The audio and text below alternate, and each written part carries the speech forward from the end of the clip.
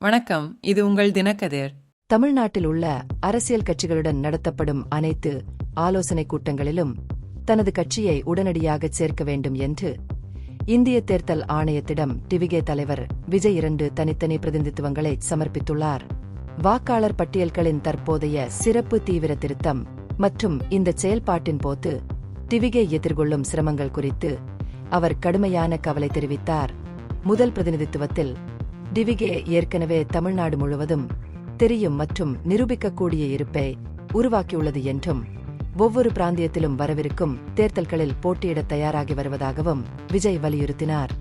இந்த வளர்ந்து வரும் தடம் இருந்த போதிலும் தேர்தல் ஆணையத்தின் ஆலோசனை கலந்துரையாடல்களில் இருந்து கட்சி தொடர்ந்து விலக்கப்படுவதாக அவர் குறிப்பிட்டார். இசையாரை மையமாக கொண்ட தனது 2வது பிரதிநிதித்துவத்தில் வீடு வீடாகச் சென்று சரிபார்க்கும் போது முறையற்ற ஆவணங்கள், கணக்கெடுப்பு படிவங்களின் பற்றாக்குறை, வெள்ளத்தால் பாதிக்கப்பட்ட மாவட்டங்களுக்கான தற்செயல் திட்டமிடல் இல்லாமை மற்றும் தேர்தல் ஆணைய போர்ட்டலில் அடிக்கடி ஏற்படும் தொழில்நுட்ப சிக்கல்கள் போன்ற பல கள அளவிலான பிரச்சினைகளை விஜய் விவரித்தார். புதிய வாக்காளர்களுக்கான தன்னிச்சையான மற்றும் சுமையான ஆவண விதிகள் என்று அவர் விவரித்தவற்றையும் அவர் விமர்சித்தார்.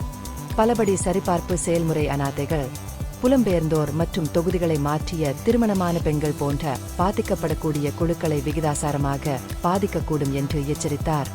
வாக்குச்சாவடி நிலை அதிகாரிகள் அருகிலுள்ள வாக்காளர்களை நம்பி வாக்காளர்களை இல்லாதவர்கள் அல்லது மாற்றப்பட்டவர்கள் என வகைப்படுத்த அனுமதிக்கும் வழிகாட்டுதலை விஜய் மேலும் எதிர்த்தார்.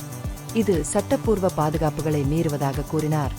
ஜனவரி 2025 பட்டியலில் பட்டியலிடப்பட்டுள்ள எந்த வாக்காளரும் சரியான நடைமுறைகளை பின்பற்றாமல் நீக்கப்படுவதை உறுதி செய்யுமாறு அவர் ஆணையத்தை வலியுறுத்தினார். இந்த கவலைகளை அதிகரிக்க விஜய் எக்ஸில் 9 நிமிட வீடியோவையும் வெளியிட்டார். அவர் நேரடியாக திமுகவின் பெயரை குறிப்பிடவில்லை என்றாலும் ஆளும் கட்சி வேண்டுமென்றே மற்றும் தந்திரோபாயமாக டிவிகே உறுப்பினர்கள் படிவங்களை அணுகுவதை தடுப்பதாக அவர் குற்றம் சாட்டினார். இந்த பகுப்பாய்வு நுண்ணறிவுள்ளதாக கண்டால் முக்கியமான அரசியல் முன்னேற்றங்கள் குறித்த கூடுதல் புதுப்பிப்புகளுக்கு லைக் செய்யவும், ஷேர் செய்யவும், சப்ஸ்கிரைப் செய்யவும். இது உங்கள் தினக்கதிர். நன்றி.